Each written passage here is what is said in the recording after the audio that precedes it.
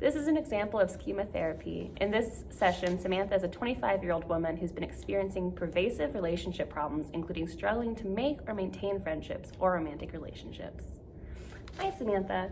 So last session, we discussed your long-term struggle with making friends or maintaining relationships for more than a few months.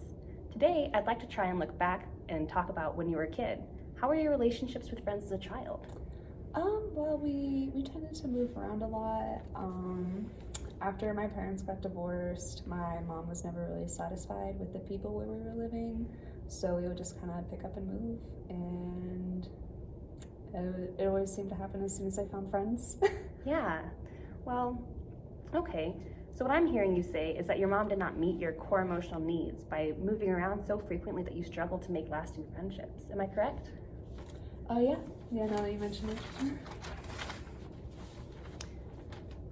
Yeah, I feel like if I was easier to get along with or if people liked me more, it probably would have been fine, but they just didn't really like me enough to keep in touch with me after I moved. Okay. Do you feel like it's easier to find friends that like you more now that you're an adult? No, they don't really text me back very fast, and sometimes I invite them out or I invite them over to my house and they just don't really show up. Wow, okay. All right, so if I'm understanding correctly, I believe you're expressing what we would call a maladaptive schema. Correct me if I'm wrong, but as a child, I'm sure you found it hard to be moving around so much and losing contact with friends. It was probably safer for you to blame yourself and consider yourself unliked than to be upset with your mom for always moving you. Does that sound correct to you? Yeah. That makes perfect sense, Samantha.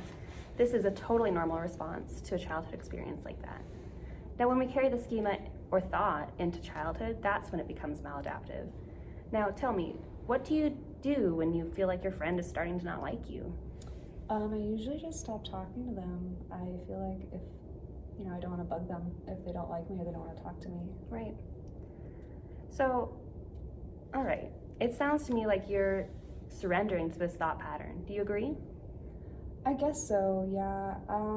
I don't really know what else to do. I can't really make them like me, and I can't make them want to hang out with me. Right. And you can tell that they don't like you because they don't respond quickly to your text and don't always come out when you invite them? Yeah.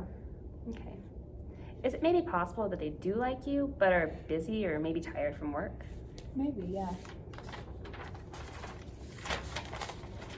This week, I would like you to try giving them some time to respond to your text, maybe like a full day, without getting upset or deciding to cut them out of your life or like stop talking to them. And then we can check in next week and see how it's going. How does that sound? Okay, yeah, that sounds good. Awesome.